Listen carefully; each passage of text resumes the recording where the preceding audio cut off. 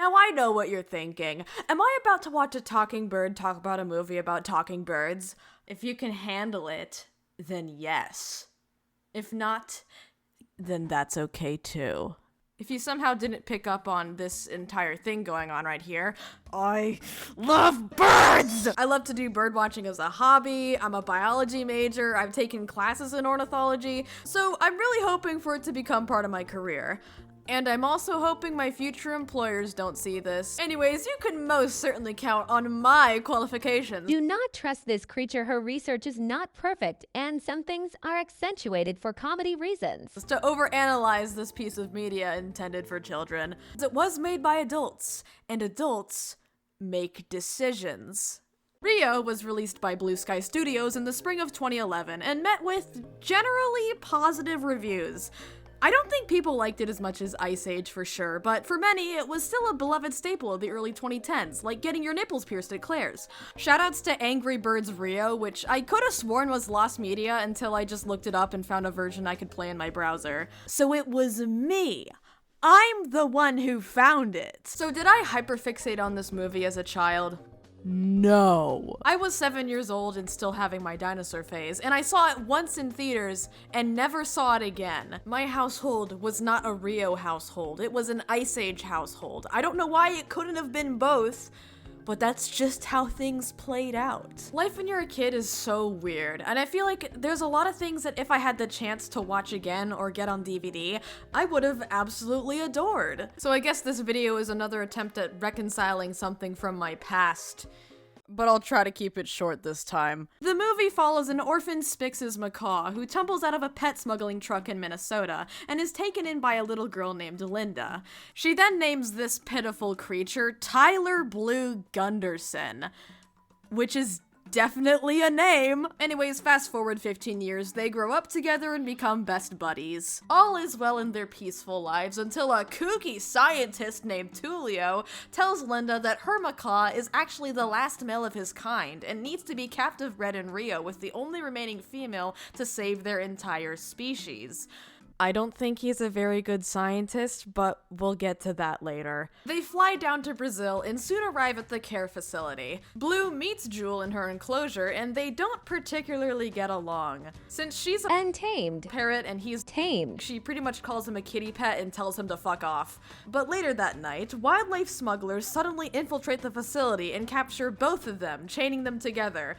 They end up escaping and for the rest of the movie have to navigate the jungle and the city handcuffed. Or foot cuffed, I guess. Also worth noting, Blue can't fly because he fell out of his nest due to, guess what? It's smuggling. The smuggling made him fall out of his nest. I'll give this movie credit. It has chosen a single environmental issue and it is sticking with it. So when does this movie actually start to fall apart? Every step of the way! Now don't get me wrong, RIO gets a lot right about birds, and a good chunk of its inaccuracies can be pinned down to functioning off cartoon logic. But since all the main characters are based off real bird species, I say it's time for a little deep dive.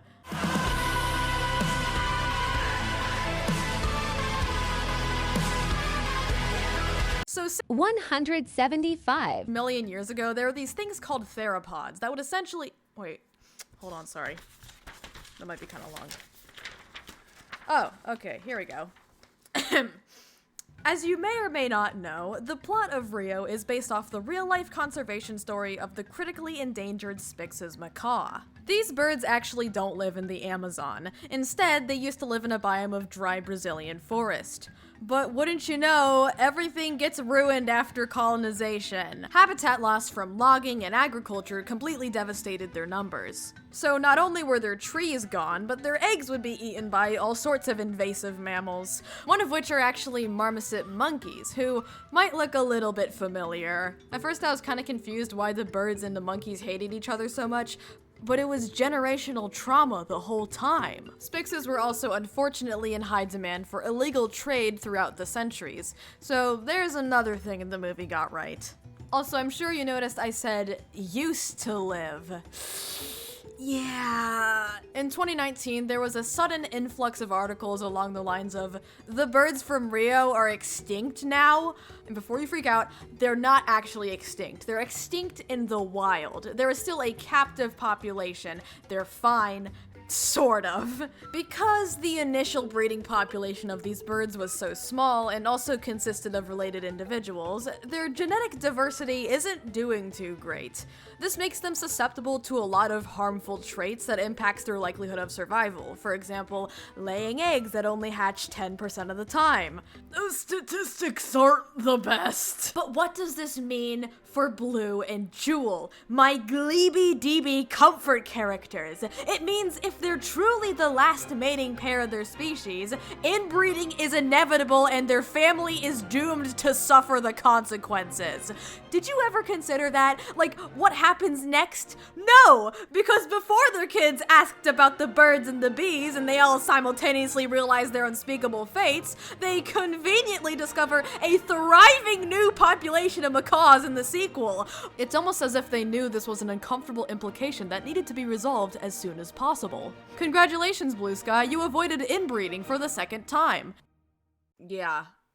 This isn't the first time they've done this. Do you realize that now we have a chance to save our species? Okay, then what? Then what, Manny? But of course he finds another herd of mammoths at the end of the movie because these problems just solve themselves. Anyways, despite an ocean of continuous complications, the real-life Spix's macaws are making pretty solid progress towards recovery. So hey, not all hope is lost. In fact, the macaws simply being associated with Rio brought a lot of new public interest to their conservation. And that's also how you're learning about it right now.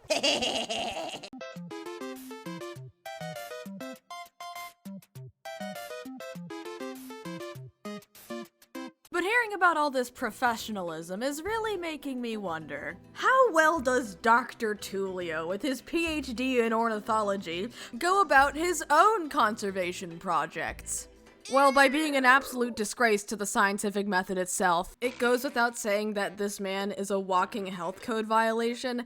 He puts wild bird feathers in his mouth, he lets birds eat out of his mouth, and the latter can actually spread human bacteria to these birds and kill them. Not to mention, there's actually an extremely toxic bird species called the hooded pitahui, and if Tulio found one of these things, he would just shove it in his mouth anyways. Also, once Jewel and Blue are in the wild, he doesn't even ban them or put a tracking device on them.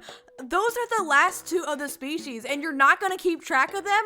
Welcome to zero fucks given conservation. We don't care if they die. Now would also be a good time to expose Linda's crimes. Listen, I know these two both love birds. I know they're not hurting them on purpose, but no matter how much the movie tries to tell you otherwise, Linda is not a good parrot owner by real world standards. Strike one. Instead of tucking him into a covered cage before bed, she lets Blue free roam the entire apartment every night. This is a terrible idea for countless reasons. I would imagine that tucking in your bird is especially important when you live in a city because there's lots of extra noise and light pollution that could disrupt its circadian cycle. Ignoring this is how you wake up to screeching at 5 a.m. So Linda, do yourself a little favor and tuck him in, read him a bedtime story, or else you're gonna go downstairs one day and find him nibbling on what remains of your computer keyboard. Strike two. Linda allows him to be around active cooking equipment like toasters and even frying pans. But even if he does somehow escape becoming fried chicken, he is not immune to poison gas. Teflon is a non-stick coating sometimes found in cooking equipment. Not much anymore, but my point still stands. If this material gets too hot, it can emit toxic fumes that are very dangerous to parrots and could result in their sudden death. Not cool, Linda. Not cool. Strike three. The single most egregious thing she has ever done in her life. And that is feed Blue an entire plate of chocolate every morning. That's 1, 2, 3, 4, 5 chocolate chip cookies and a cup of hot cocoa. You've got some explaining to do! If you weren't aware, birds can't eat chocolate for the same reason cats and dogs can't eat chocolate.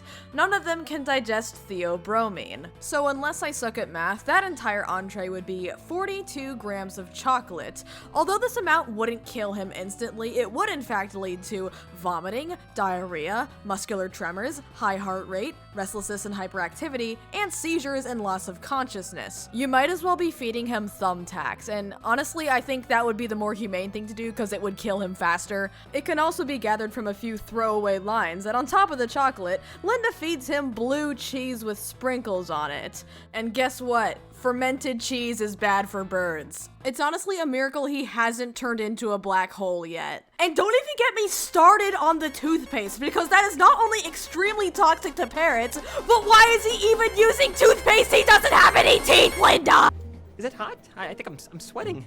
I didn't even think that was biologically possible, and yet, look. Oh, wow. Even though birds are basically reptiles, the movie still projects mammalian traits onto them. This is of course done for the sake of simplicity and audience relatability, but it still leads to some, well, technical complications. How does a bird spit onto the ground? Like, there's a beak in the way of that trajectory. Blue also says he pees in the bird bath, which obviously is inaccurate, because instead of having water-soluble urine, birds produce highly concentrated uric acid, which combines with their solid waste.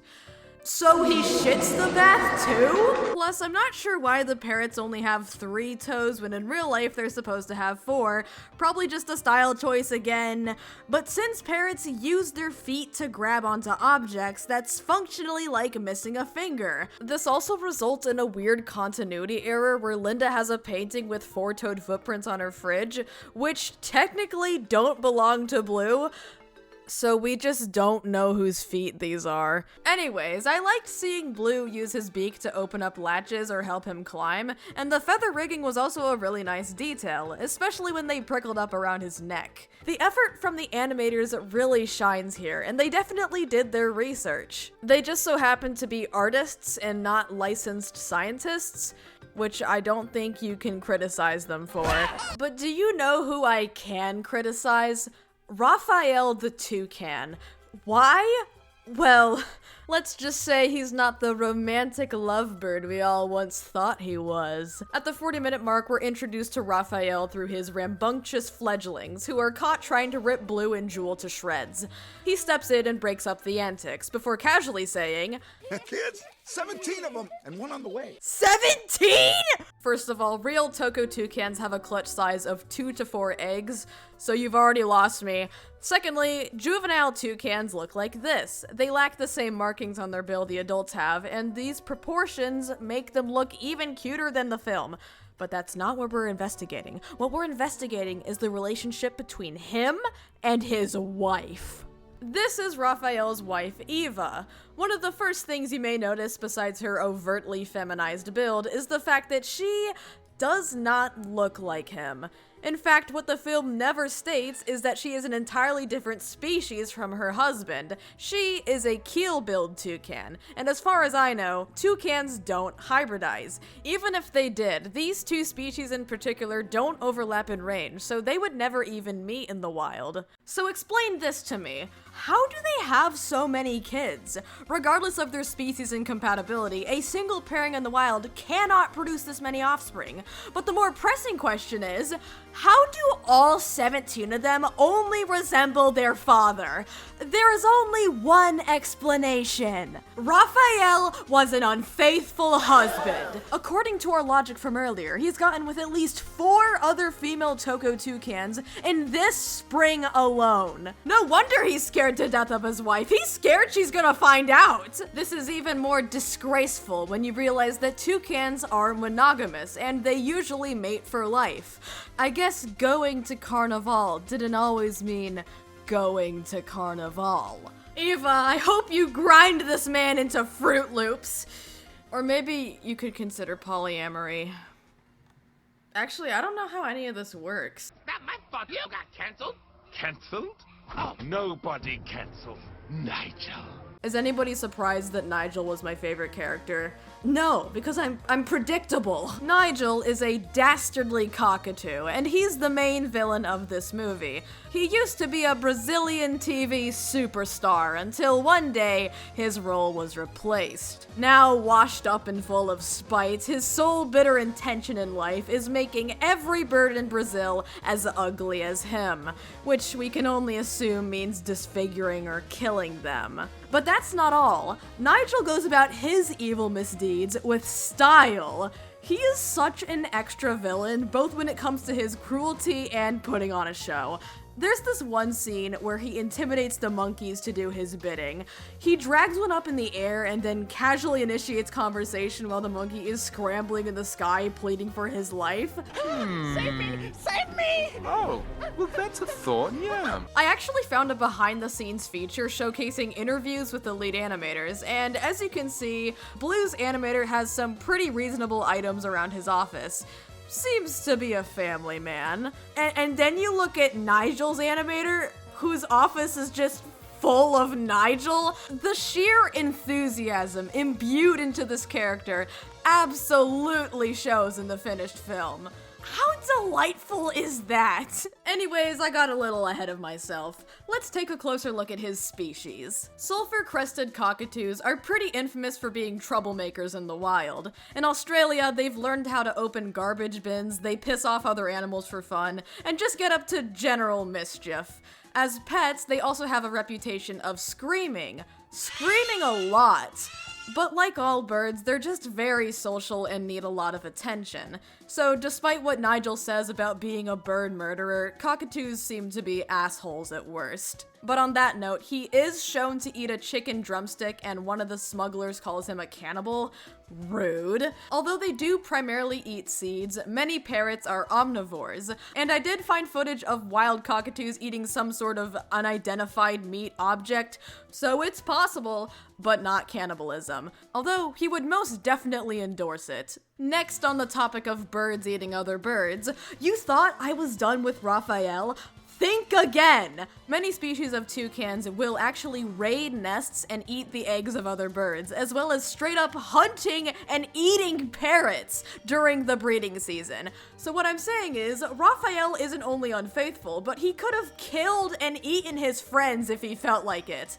But we could all appreciate that he didn't. Now I understand why he's friends with Luis. They have a shared interest. Watching them up there makes you want to chase them and grab them in your mouth and bite their heads off, huh? Remember when I said the protagonists have mammalian traits? Well, Nigel is the only exception to this rule. Mostly. My theory is that they gave him all the quote-unquote creepy reptilian bird behavior and gave all the cute warm-blooded traits to our protagonists. For one, he's the only bird that actually molts his feathers. In fact, he seems to have a problem with patches of his skin being exposed. I feel Blue in particular should also be doing this. Ever heard of stress molting? But the movie just loves being dramatic with Nigel's loose feathers, and for maximum peak, they had to confine that trait to him only. They also love to play cockatoo screeches as he's flying away, just to remind you that he's inhuman and threatening. Because if you have a rash, you're a monster. Oh, also, I have you here, you can't leave. You know those little serrated parts on Nigel's beak? Those are called tomial teeth, which are something hawks and falcons use to sever the spinal cords of their prey. Although they're smaller on parrots and cockatoos, etc., they do in fact still have them, so they've just been accentuated to make them look scarier. Fun fact, falcons are actually related to parrots more so than hawks and eagles. That's crazy! Birds are awesome! Oh my god, I forgot to mention this. So in one scene, Nigel suffocates the security guard and steals his keys and opens the door. I don't know about the suffocating part, but real cockatoos can in fact use keys to open doors. They are that smart. Pretty cool! Anyways, to wrap things up, we need to do the Nigel laugh together. But it'll only work if we do it together. Otherwise, it'll just be me, and that's embarrassing. On the count of 3. 1, 2, 3. I said we were gonna do that together.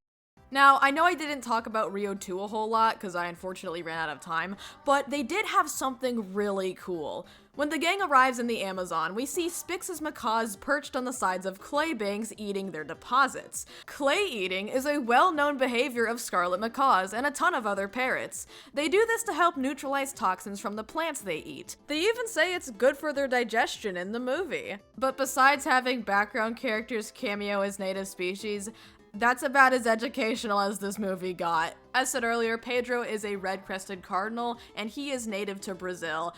That's about all I had to say about him. Nico is a canary. I like their dynamic. They're cute. I thought they'd be annoying, but they actually weren't. They're also kind of fruity together. I liked that. Oh my god, bro, stop making everything gay! This is a family movie! You're ruining my childhood! I know this was a little more educational than my usual video style. My video style of 2 videos, but I hope you enjoyed it and learned something new. I personally had a lot of fun revisiting this movie, and I learned a ton more about birds while researching, which is always a great outcome. Anyways, I have to get 2 cavities filled and go on a 14-hour plane flight. So until next time, probably sometime in the summer or in November or in, I don't know when I'm uploading again. Just let me cook, okay?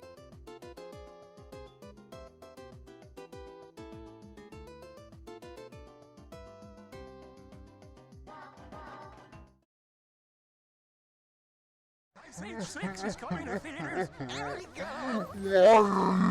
you doing?